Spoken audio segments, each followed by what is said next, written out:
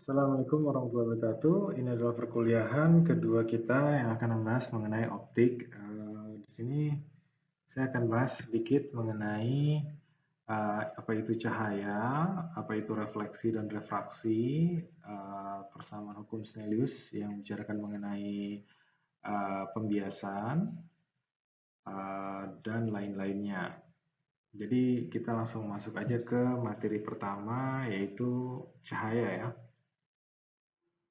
Oke, kemarin kita membicarakan mengenai cahaya. Cahaya adalah gelombang elektromagnetik yang memiliki properti dengan kecepatan 2,99792 kali 10 pangkat 8 atau biasa kita bulatkan menjadi 3 kali 10 pangkat 8 meter per second. Dengan range gelombang untuk visible light itu di antara 380 sampai 760 nanometer untuk warna ungu sampai warna merah ya. Dengan frekuensi yang memiliki hubungan antara panjang gelombang dengan kecepatan dengan persamaan F sama dengan C per lambda. Jadi kalau kalian tuliskan untuk frekuensi ungu, kalian tinggal kalikan 3 kali 10 pangkat 8 dibagi dengan 380 kali 10 pangkat minus 9 ya. Begitu juga untuk frekuensi warna merah. Nah, itu adalah mengenai cahaya pada properti dasarnya.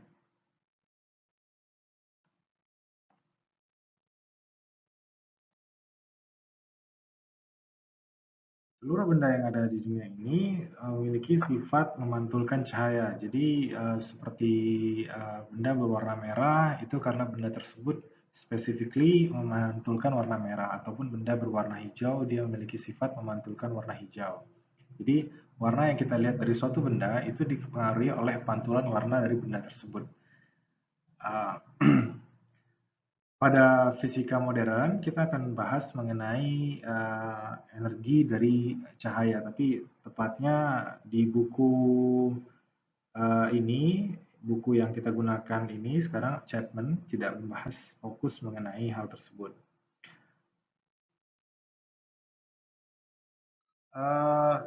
Gelombang cahaya adalah gelombang elektromagnetik yang merupakan gelombang yang tersusun dari medan listrik dan medan magnet. Medan listrik disimbolkan sebagai E di sini, dan medan magnet disimbolkan sebagai B.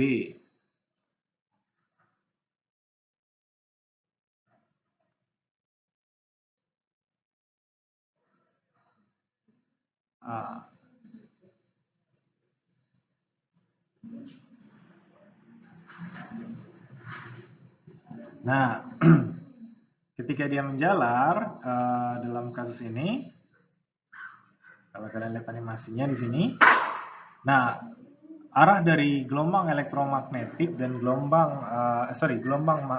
dari medan listrik dan medan magnet itu saling tegak lurus satu dengan lainnya terhadap arah rambatnya juga ya.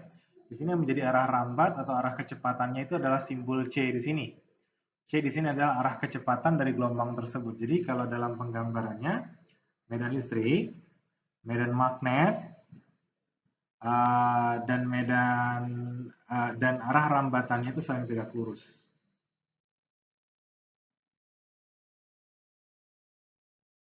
Terdapat beberapa sifat yang dimiliki oleh cahaya atau gelombang elektromagnetik, yaitu sifat yang pertama yaitu adalah sifat kemampuan cahaya untuk terefleksikan dan terefraksikan. Tadi yang saya sebutkan, kita ketika melihat suatu benda itu berwarna coklat, berarti benda tersebut memantulkan warna coklat dari cahaya di sekelilingnya. Nah, sifat refleksi itu sendiri dalam penggambarannya di sini cahaya yang terefleksikan atau yang terpantulkan itu akan memiliki sudut pantul sama dengan sudut datangnya. Jadi kalau kalian lihat di gambar yang di sini kalau cahaya dari sudut datang atau incident ray atau biasa disebut sebagai E, initial atau incident ray, itu akan memiliki sama sudutnya dengan reflected ray atau cahaya pantulannya. Di sini theta 1 akan sama dengan theta 2 jika dia memantul pada bidang datar ya. Mungkin nanti juga kalian akan bahas mengenai pantulan pada permukaan yang melengkung atau disebut sebagai sudut cembung atau cekung. Tapi pada kasus ini kita akan bahas mengenai pantulan pada bidang datar. Sifat cahaya yang dimiliki dari gelombang elektromagnetik selainnya adalah sifat refraksi. Refraksi adalah sifat ketika cahaya itu menembus medium yang berbeda indeks bias.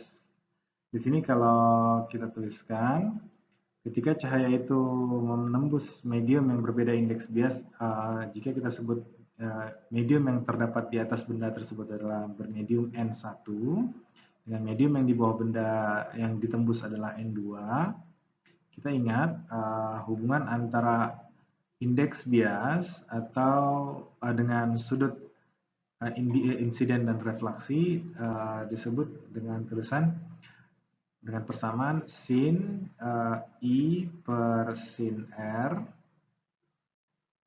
berbanding terbalik dengan indeks bias. Nah, ini ada di hukum Snellius.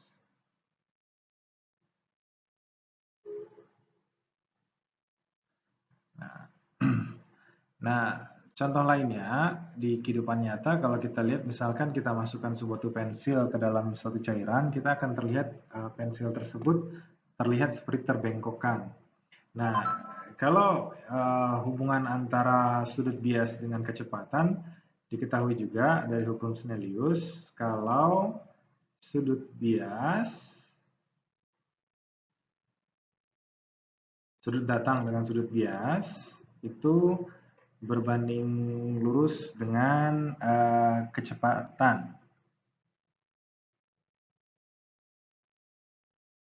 Tapi berbanding terbalik dengan pembiasan. Jadi intinya di sini ketika dia masuk ke dalam cairan di mana kecepatan cahaya itu semakin kecil, karena kecepatan cahaya semakin kecil, maka sudut R sendiri, ingat ya, kita membicarakan R ini adalah sudut yang dibentuk dari garis normal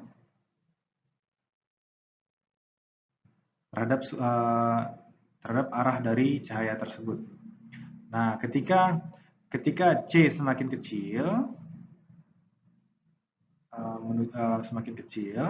maka sudutnya pun akan semakin kecil, artinya semakin mendekati garis normalnya. Nah,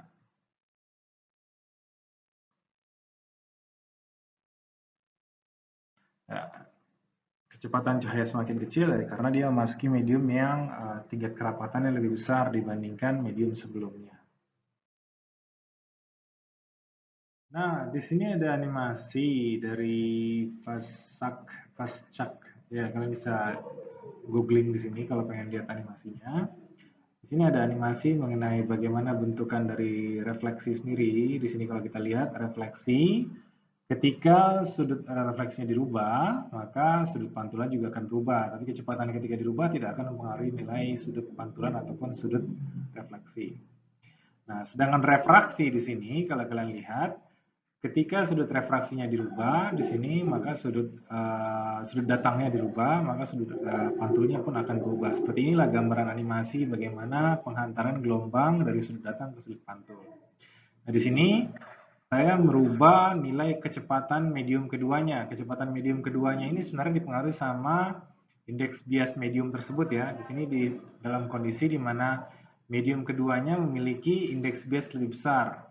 Nah, alfa M di bagian kanan atas ini kalau kalian lihat itu sebenarnya adalah sudut kritis atau sudut maksimum.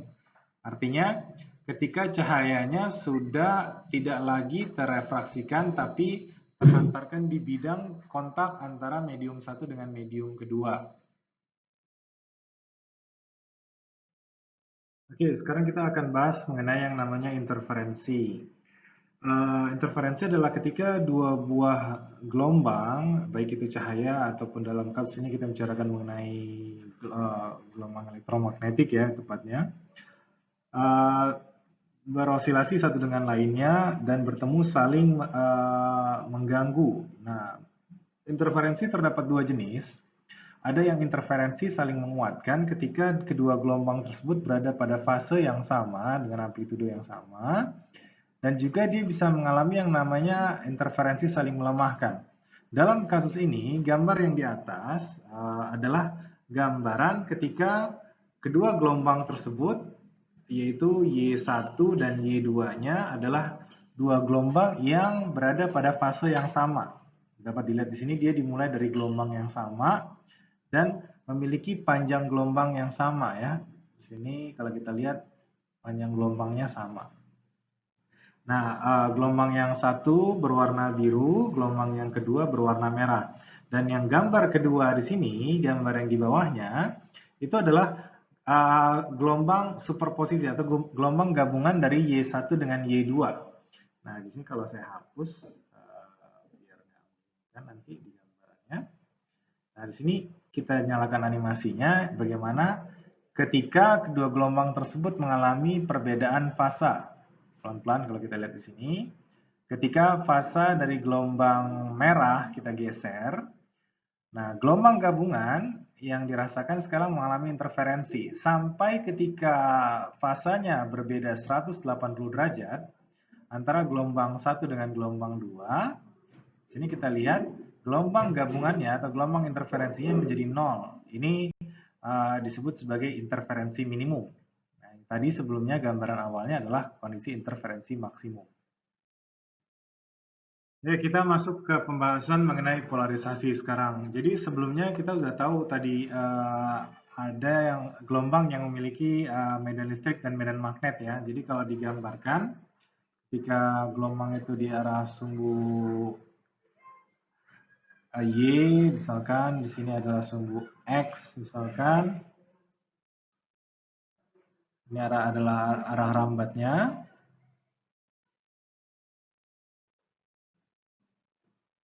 Nah, gelombang tersebut akan memiliki medan listrik yang arahnya sejajar dengan sumbu Y, misalkan seperti ini. Dan medan magnet yang arahnya sejajar dengan sumbu X, misalkan saya gambarkan dengan warna hijau ya. Misalkan. Nah, ini adalah cahaya yang sudah terpolarisasi.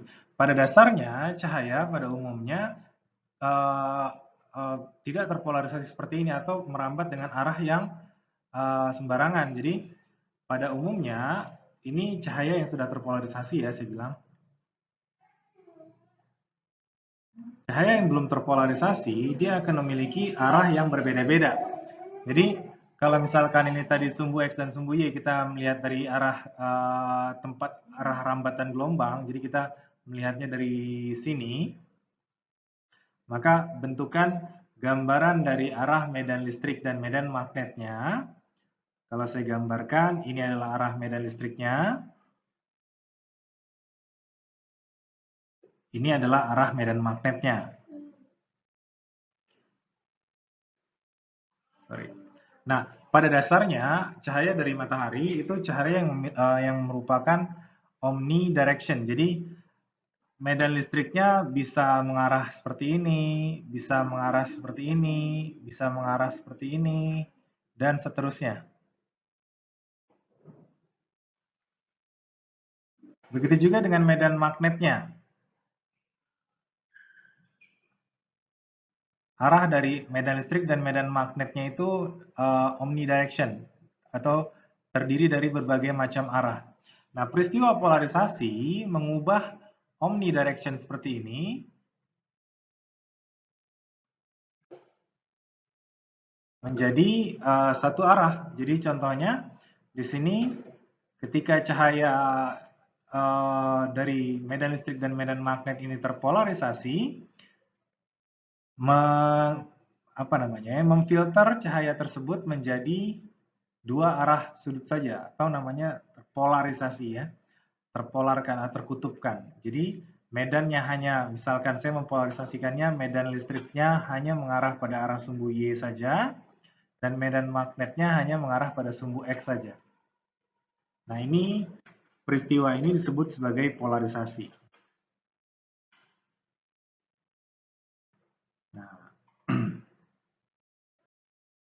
Nah, di sini ada sedikit animasi mengenai peristiwa polarisasi tersebut. Mungkin kalian pernah pelajari juga waktu di SMA, mungkin ya.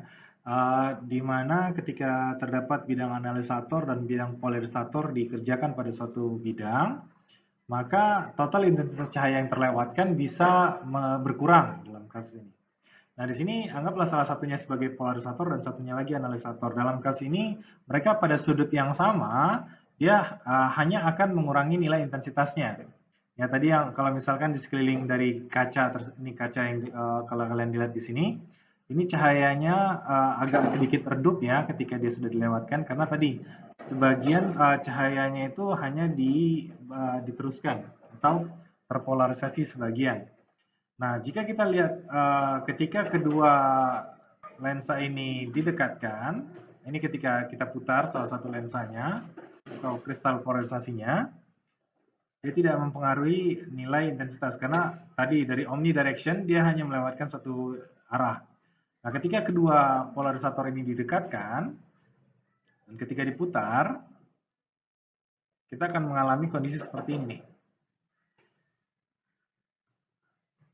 Nah, akan ada gelap sempurna, gelap atau nol, atau tidak ada cahaya yang diteruskan. Kenapa hal ini bisa terjadi? Nah, ini kalau pengen lebih jelas lagi mungkin ya.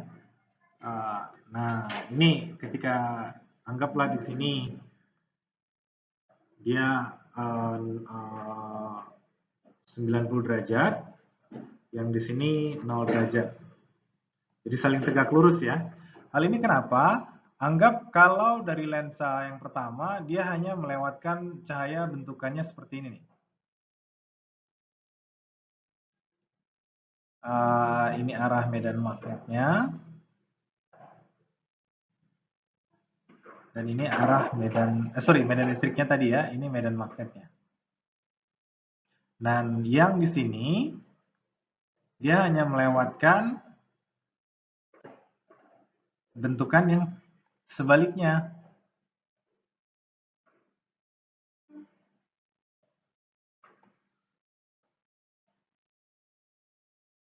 Jadi ketika dia melewati polarisator yang pertama,